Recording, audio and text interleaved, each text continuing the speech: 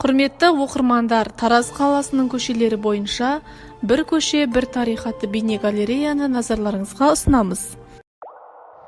Қазақтың көрнекті саяси және қоғам қайраткері, Алаш қозғалысының негізін салушылардың бірі, Алаш Орда үкіметінің мүшесі және оның төрағасының орынбасары, тарихшы ғалым, Қазақстанда шыққан тұңғыш теміржол қатынастарының инженері, Алаштың ірі қоғам және мемлекет қайраткері, тарихшы, ағартушы, тұңғыш теміржол инженері Мұхамеджан Тынышбаев 1879 жылы 12 мамырда Жетісу облысы Лепсі уезі Мақаншы Садыр болысында дүниеге келген.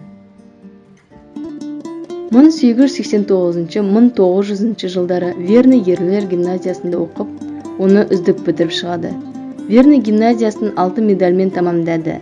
Жыл сайын класстан классқа бірінші дәрежелі марапатпен көшіп, үздік үлгерім, өнегелі тәртібімен ұстаздардың ықыласына бөленеді. Гимназияны бітіргенде педагогикалық кеңестің шешімімен ғылымда, әсіресе математикада үздік жетістікке жеткені үшін алтын медальмен марапатталады. 1900-1906 жылдары Санкт-Петербургтегі бірінші Александр атындағы жол қатынасы инженерлерін даярлайтын институтта оқып, мұнда да ол ерен қабілетімен ұстаздарын таңғалдырып, институтты үздік бағамен бітіреді.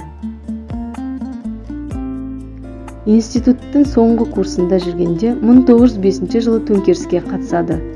Сол жылы өткен автономистердің съезіне қатысып, онда қазақтар және қоғамдық қозғалыс деген тақырыпта баяндама жасайды. Өз халқының мұңын жеткізіп, министрлер комитеті атына өтініш жолдайды. Институт қабырғасында оқып жүрген кезде ол туған халқының мұңын мұңдап, жоғын жоқтап, баспасөзде ұлтты мақалалар жариялайды және әртүрлі жиындарда сөз сөйлейді.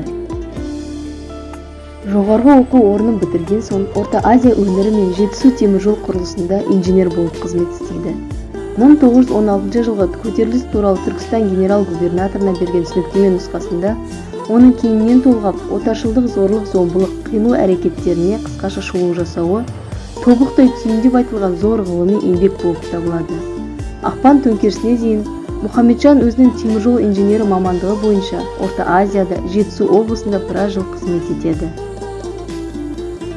1911-1918 жылдары теміржолдың Урсатив-Әндіжан бөлімшесінде бастық бас инженер болып қызмет атқарды. Одан кейін Жетісу теміржол бөлімшесінің Арыс Әулиеата құрылысын басқарды. 1917 жылы шілдеде өткен жалпы қазақтық съезде Жетісу облысынан бүкіл ресейлік құрылтай жиналысына депутаттыққа ұсынылады. Елшіл Мұхамеджан 20 ғасырдың 10 жылдары Орынборда шығып тұрған қазақ газеті төңірегіндегілермен де араласып, хабарласып тұрады. Аталған газетте публицистің соғысушы патшалар әскері, сүңгуір қайық, теміржол һәм Европа соғысы, соғыс кемелері һәм Мейна, Барлыбек Сыртанов, Сәдуақас Шалымбеков тағы басқа мақалалары жарық көреді. 1918 жылы бүкіл Түркістандық 4-ші мұсылмандар съезіне қатысып, онда жарияланған Түркістан автономиясының премьер-министрі болып сайланады. 1926 жылдан бастап Тұрар Рысқұловтың қолдауымен Түркістан Сібір жолын салуға қатысады. Мұхамеджан Тынышбайұлының 1926-1927 жылдарда жазған еңбектері: Материалы по истории киргиз-казахского народа, Киргиз-казахи в 17-18 веках, Ақтабан шұбырынды және тағы басқалары. Сталиндік зобаланда ол 1930 жылы 3 тамызда тұтқындалып, 5 жылға сотталып, Воронежге 5 жылға жер аударылады.